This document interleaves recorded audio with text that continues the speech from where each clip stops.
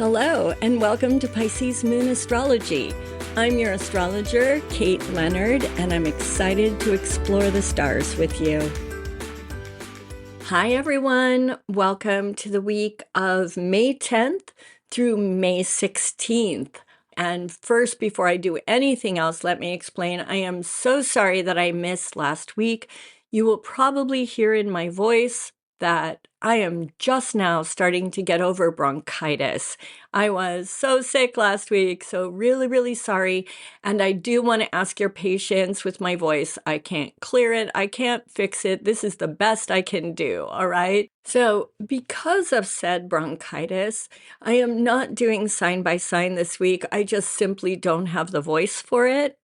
So I'm going to try to cover a whole lot of stuff, although in kind of short form, because I'm not sure how long I'm going to be able to talk. Before I get into the astrology, though, thank you for being here. We are on episode 95 at this point. I am so stoked to get to 100, and I promised you guys a special. So here's what I've come up with. I'm offering a 10% discount on any of my services. You have to go over to my website, piscesmoonastrology.com, and see what I offer, see what you want. If you're new to me, you want a natal reading, okay? Please start with the natal reading. It is the most important thing you can do. Go over to the website, see what you want. You can have 10% off anything I offer. And then what I would like you to do is share the podcast on your social media. So in your Instagram stories, your YouTube channel, wherever you can do it, share the podcast, do whatever it is you can do to help promote the channel. We're trying to grow at this point as we push to that 100th episode. I would be so grateful. And then all you need to do is take a screenshot or whatever it is so that you can prove that you did that thing. I'm not on social media anymore. I am on YouTube, sort of, but I'm not really on social media anymore. So you can't just tag me or something like that. But just take a screenshot, do whatever works. And when you go to the website to book, you're going to go to the Contact Me tab. And when you do that, it's just going to bring you to my email. And just email me what you want and that you're claiming your 10% off because you did the thing, and then just attach the screenshot or whatever. Does that make sense? I hope it does. Anyway, thank you in advance. The podcast means the world to me, and that's because y'all mean the world to me. So I just want to thank you. And I look forward to seeing all of you in your 10% off readings, all right? So I hope that's incentive, and I'm really excited to read for all of you. All right, so let's get into the week, all right, because I've got to keep it a little short. Before I tell you what I'm going to focus on, because it's a little weird this week, I want to just tell you some of the things going on. On May 10th, we've got the sun in Taurus forming a sextile to Jupiter in Cancer. This is beautiful, y'all. Now remember, a sextile is an angle of opportunity. It's not going to beat you on the head, but it's there if you want it. Look and see where Taurus and Cancer are in your chart. And what this is doing is just shining the light and increasing the light, increasing the visibility in these areas.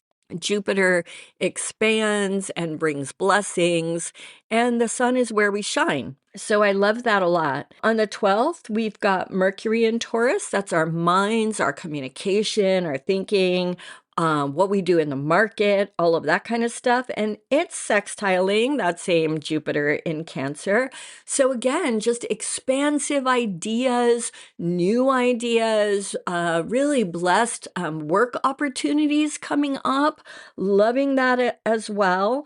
And then on the 14th, we've got Mercury in Taurus conjunct the sun. That is a Cazimi. So get ready for inspiration. Old ideas, especially around Taurus themes, stability, security, our connection with nature, and even our connection with the people we care about. It's a Venus-ruled sign, but especially stability and security.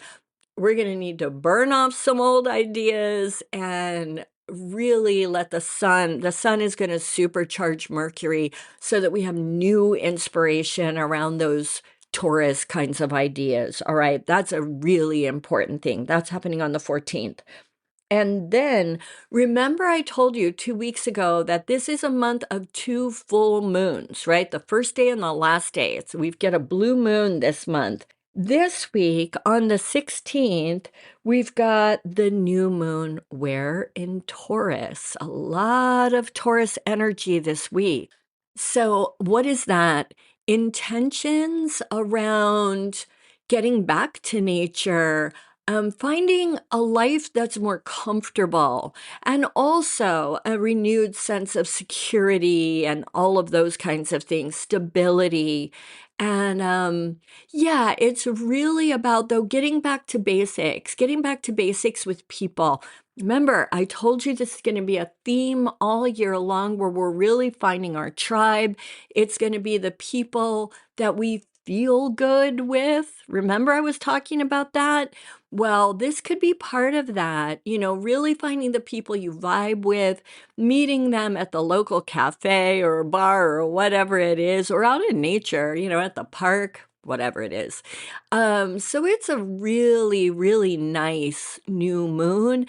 And I don't want you to let it pass by. This is an amped up new moon because it's between those two full moons in the same month, right? So it's like the light is shining. This is supercharged. The energy is really electrified. So I want you to grab that energy and set your intentions. But what I want to talk about this week is Uranus in Gemini because it's just moved into Gemini. It's going to be here for some years.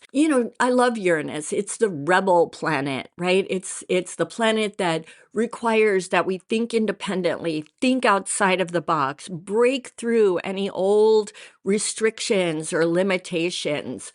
Gemini is our communication, how we socialize, it's technology, it's on a world level. I think we're going to be seeing a lot more stuff around tech and AI and, unfortunately, maybe machines doing our thinking for us. So on a world level, I'm not that thrilled about this in some ways. On a personal level, however, I am, because this also supports what I was saying about the new moon. This is really about finding your real people. Gemini is the social butterfly. So this is really about getting out there and meeting people and maybe going to events, social events that you wouldn't have gone to before. You're not a museum person. Maybe you need to go to the exhibit that's opening up, or whatever it is. You don't go dancing. Maybe you should. It's really that, like, getting out there, meeting people, meeting new people, get outside of the box. But even more important than that, it's to find your own freaky, independent, autonomous voice. It's about recognizing your wildest, weirdest, most out there kinds of ideas and honoring them, giving voice to them, right? So I'm kind of, on a personal level, I'm loving Uranus in Gemini. I think we're going to all be making great art and doing crazy podcasts and YouTube channels. I think we're going to be writing amazing books. I think we're going to be having inspired ideas for our businesses. And I think we're going to really be finding our freaky, funky, wonderful tribe. I'm loving it a lot. Now, what's happening this week? It's been happening already, actually, and it's going to build. But I think we're going to be feeling this all the way through summer. But I wanted to give you a heads up. Uranus is forming a T-square with the south and north node, the nodes of destiny. Now, generally, a T-square is not a good thing, right? It's usually really tense and really disruptive and really challenging. And I think this is going to be all of that. So I don't want to sugarcoat it. I don't think that the issues I'm about to bring up, I promise I'm going to get to a point. I don't think they're going to come easily. this energy is amazing. So again, think of that rebel planet in Gemini and destiny and the north and south nodes of destiny. This is like divine inspiration, but it's the divine inspiration that is going to make us say, like, you know what? I've been living my life this way and I am so done. That's not me. That's not who I want to be. I am breaking out of this box and I'm going to go do that other thing. That thing that I had, kind of in the back of my mind or maybe only in my dream space. And I thought it wasn't practical or I thought it couldn't be because I was trying to do things right. And I'm done. I'm done with that. I am going to follow my destiny. You see where I'm at with this? I love this so much. Well, you know me. I love the rebel, and I love anytime the nodes of destiny are involved. So, what are we going to be letting go of? All right, the south node. Uranus, south node. What are we going to be letting go of? What chains do we have to break free of? It is in Virgo. So find what house is Virgo in your chart. That'll give you some idea what we're talking about. But Virgo in general, Virgo's the administrator. Virgo takes care of the details. Virgo is controlling because it wants everything to be perfect. It's the perfectionist. It's the one who says, no, we've got to do everything very much by the book because we want the event to come off right, or we want things to be perfect, whatever it is. I'm repeating myself because I'm really not well. But you get what I'm saying, right? And also just control in general. Virgo is very controlling. They mean well. And when you need an administrator to take the reins and get your event to turn out correctly, you want a Virgo involved, right? Or you want to use your own Virgo energy. But that need to control I'm not going to change jobs, break up, get married, have kids, start that art project, whatever your thing is. Look and see what house this is in. I'm not going to do that thing until I can do it perfectly. I'm not going to do that thing because I'm not quite ready. I don't have all my ducks in a row. Virgo is so wanting all their ducks in a row. And Uranus is saying, F that. We're going to blow this stuff up and we're going to make some change happen. And this might come, Uranus is unexpected change. This may come out of the blue. You may have this come up in a dream. You may just blow one day because that's what Uranus does. Uranus is the tower in the tarot deck, right? Where it just blows up. You may be going along in your little job. That's okay, right? It's okay. But you really don't love it. You really want to go out and be like a deep sea diver or something like that. And you just not rage quit. Yeah, you might rage quit. There might be some rage quitting because this is a square. So maybe. But it could be not that it's rage quitting, it's just abrupt quitting where you're like, oh, you know what? Today is the last day I'm doing this because tomorrow I'm going to be a deep sea diver. Could be that kind of thing. Okay. So get ready. And no, all your ducks won't be in a row. And no, all the details won't be ironed out. And it'll just be like, okay, I guess I'm just going to have to deal with things as they come up. All right. So it's that kind of thing. The other thing, Uranus is squaring the North Node. The North Node is where we add, where we bring in, where we increase. So what do we have to blow up so we can grow? Now, let me give you one little pre-idea here or like an aside. Let's call this an aside, shall we? This could be if you've been too gluttonous, okay? Because in Vedic astrology, the North Node is the severed head of the dragon. Its hunger is never filled, right? It's never satiated because it has no body to tell it like, hey, dude, it's enough. You don't have to eat another taco. I'm finished. If you have been gluttonous in Pisces areas, so look and see where that is in your chart. Is that seventh house relationships, like you're too needy of relationships, second house money, whatever it is? Are you too hungry for it? This period of time through the end of summer, this could be saying, blow up that urgency, blow up that hunger. For some people, you'll know who you are if it's you. If you feel like, and it's Pisces. Okay, so it could be spirituality, looking for the partner where you have the deep soul bond, that kind of oceanic, spiritual kind of thing. Are you never spiritual enough? Are you just that? Are you like, no, I need to consume more. I need to go to mass more, see the guru more, read more spiritual text to the point that it's never enough? This period of time might be requiring that you find some balance and get more independent in your thinking. Like, enough, let it go, and make it your own now.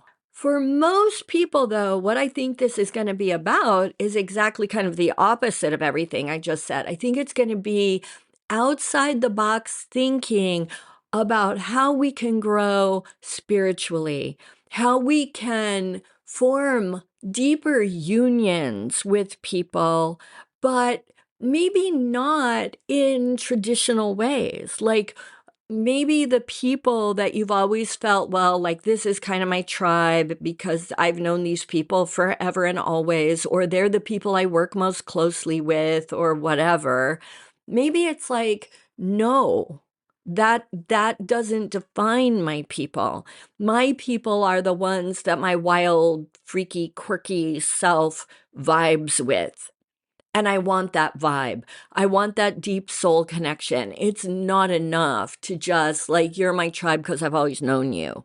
You're my people because life has thrown us together. It's not that. This energy is going to require us to kind of just get more real, get more or not self-oriented in a selfish way, but get more true to ourselves and really face who we actually are. The other thing, though, Pisces is spirituality, right? So it may be like just realizing that the spiritual rules you've been following, the spiritual framework that you've been working in, it's like, you know what, that's all great. And I've learned and I've grown and all of that is awesome. But now I need to make it my own. Now I need to get quirky and weird and wonderful, right? Now I need to find my own path to the universe, spirit, God, my destiny, whatever you want to call it. Does that make sense?